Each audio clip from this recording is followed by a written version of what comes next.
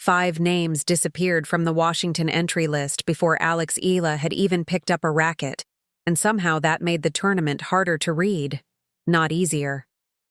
Marta Kostyuk pulled out. Jasmine Paolini pulled out. Iva Jovic pulled out. Katerina Siniakova pulled out. And so did the player who ended Eala's Wimbledon run just weeks earlier. On paper, that reads like a gift. 3 projected seeds gone. A stacked draw suddenly looking thinner. The kind of news that makes fans start typing easier path in the comments before the draw has even been made. But tennis doesn't work like that, and anyone who has followed Eala's rise this year knows better than to trust a headline before checking what's actually underneath it. Here's the part people skip past. Every single one of those 5 spots got filled. A withdrawal doesn't leave a hole in the draw. It creates a new problem wearing a different name. Someone else steps into that slot, and more often than not, that someone is a player with nothing to lose and every reason to swing freely. A replacement doesn't walk out there thinking about seedings or rankings. She walks out there thinking this is her one shot to make a name for herself at the expense of someone the tournament expected to win. That's not an easier opponent. In some ways, that's the most dangerous kind there is, because a favorite carries the weight of expectation, while a replacement carries only the freedom of having nothing to protect. And even with 5 changes at the top of the draw, the danger zone in the middle hasn't moved an inch. Jessica Pegula is still in this field, and she's exactly the kind of player who punishes any hesitation with clean, controlled hard-court hitting. Alina Svitolina is still in this field, someone who has built an entire career out of turning defense into attack when opponents think they've already won the point. Naomi Osaka is still in this field, capable of ending a rally with a single strike before anyone else even reacts. Madison Keys, Leylah Fernandez, Anna Kalinskaya, and Emma Navarro are all still standing exactly where they were before the withdrawals started rolling in. None of these are background names. Any one of them can end a match in under 2 hours if given the chance. The top 4 seeds get a bye straight into the second round, which means they skip the most unpredictable part of the whole event. Everybody else, Eala included, starts on day 1 with 0 margin for error. That single detail is easy to miss, but it matters more than almost anything else in this story. It means her first match could just as easily be a rhythm-building tune-up against a replacement player, as it could be a genuine 3-set war against a seed who happens to be sitting in the wrong section of the draw. Nobody, not even Eala's own team, knows which version of that first round is coming until the draw ceremony actually happens. So what actually changed? Not the danger. The shape of it. Think about a tennis draw, less like a simple bracket and more like a maze with walls built specifically to keep the strongest players apart until the final rounds. That's the whole design of seeding. It protects the top players from meeting each other too early, so the tournament builds toward genuinely big matches later on. When a seed drops out, those walls don't vanish, they shift. A path that looked completely blocked 2 days ago might now be open. A dangerous opponent who was heading straight for Eala's side of the draw could get rerouted somewhere else entirely, moved into a completely different quarter of the bracket, by the reshuffling that happens every time a seed pulls out. That's the real story here. Not a lucky draw handed to her on a plate. A different maze with different walls and no guarantee any of it favors her specifically. This matters more than usual because of where Eala is standing right now in her career. Wimbledon changed how people watch her play, permanently. She arrived there with momentum and almost no external pressure, because nobody outside the sport was expecting a teenager from the Philippines to make the kind of run she made. She beat players ranked well above her. She pushed into the second week.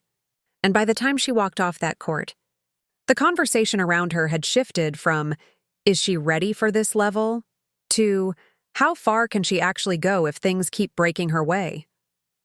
That shift is the hardest part of what comes next. Because now, every coach sitting in that Washington locker room has already studied the tape from Wimbledon. They know she loves to take the ball early, cutting off an opponent's time to recover. They know how fast she can redirect pace back across the court when someone thinks they've already won the exchange. They know the angles she creates the moment she steps inside the baseline and takes time away before anyone can reset their footing.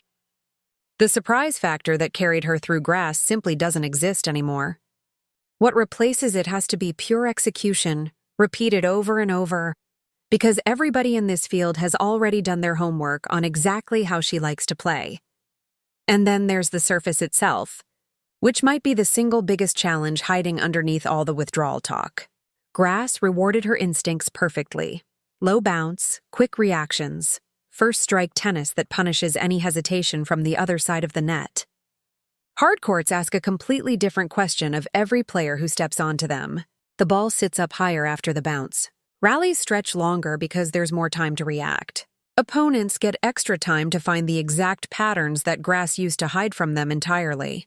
None of the 5 withdrawals fix that adjustment for her. She still has to find her footing, her timing, her serve rhythm, all in real time, under a spotlight that's brighter than it's ever been in her career so far. On top of all of that sits the Venus Williams storyline, and it genuinely cuts both ways. Sharing a doubles court with one of the greatest players the sport has ever produced is the kind of opportunity most players never get in their entire career, let alone this early in it. Eala gets to watch, up close and in real time, how a champion who has survived decades of pressure actually manages a big point when the crowd noise doubles and the stakes feel unbearable. That kind of exposure can sharpen a young player's instincts in ways that no amount of solo practice ever could. But it also means more matches to play, more recovery time eaten up between rounds, and more media attention pulling focus during a week that's already loaded with singles pressure on its own. Managing both commitments without letting one damage the other becomes its own quiet test. One that has nothing to do with who withdrew from the singles draw and everything to do with discipline, scheduling, and simple physical management. Here's what should actually give Eala hope. And it's not the withdrawal list at all. It's what happened in this exact tournament just last year. Leylah Fernandez came into Washington in 2025 without a protected seed, without a favorable path, without any guarantees handed to her by the draw. She beat Pegula. She beat Elena Rybakina. She beat Kalinskaya in the final to win the whole event. Nobody cleared the draw for her in advance. She simply played her best tennis in the exact week the door happened to be open, one match at a time, without ever waiting for permission from the bracket to believe she belonged. That's the blueprint worth studying. Not the exact names she beat, not the exact scoreline, the mentality behind it. Fernandez never treated the draw as something that already belonged to whoever had the higher ranking on paper. She treated it as something that belonged to whoever performed better on that specific day. That's the mindset Eala needs walking into her first match in Washington. Whether it turns out to be against a replacement player with nothing to lose, or a dangerous seed who still has to fight through the first round like everybody else outside the top 4. The instant a player starts calculating a quarterfinal before she's even survived her opening match, the whole tournament turns dangerous fast, because focus quietly shifts away from the point actually in front of her. Eala has to see the opening in this draw without getting comfortable inside it. She has to respect every player still left in this field without treating any of them as unbeatable walls. She has to walk in believing the door is genuinely open while playing every single point, as though nothing about that is guaranteed to stay true. One win completely changes the temperature of a tournament like this.